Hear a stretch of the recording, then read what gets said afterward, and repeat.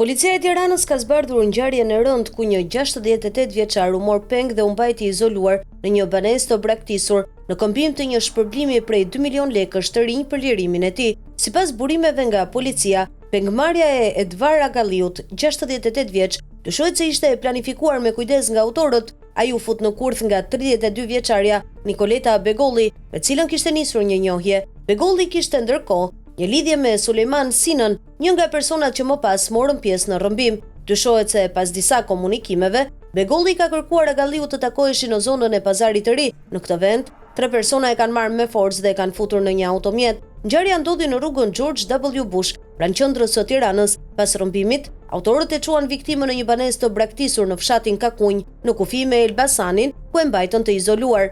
Autorët kanë kontaktuar bashkëshorten e 68 vjeçarit dhe e kanë shantazhuar, duke i kërkuar 2 milion lek në këmbim të lirimit të bashkëshortit. Shuma ju dorëzua 57 vjeçarit Bajram Ibraliu në zonën e Saukut. Nga hetimet e policisë, rezulton se organizatorët dhe autorët e dyshuar janë vëllezërit Clinton dhe Sulejman Sina, 21 dhe 31 vjeç, Idajet Mashollari, 21 vjeç, Bajram Ibraliu, 57 vjeç dhe Nikoleta Begolli, 32 vjeç, të gjithë banues në Tiranë. Një nga personat e arrestuar, pikërisht Sulejman Sina, rezultoni dënuar më parë për vjedhje me dhunë. Pamjet e kamerave të sigurisë dokumentuan momentin e rrëmbimit, duke ndihmuar policinë në identifikimin dhe arrestimin e autorëve brenda disa orësh. Gjatë kontrolleve në banesat e të dyshuarve dhe në automjetin me cilin lëviznin Sulejman Sina dhe Nikoleta Begolli, u sekuestruan 1.746.000 lekë të dyshuara si të marra nëpërmjet kanosjes.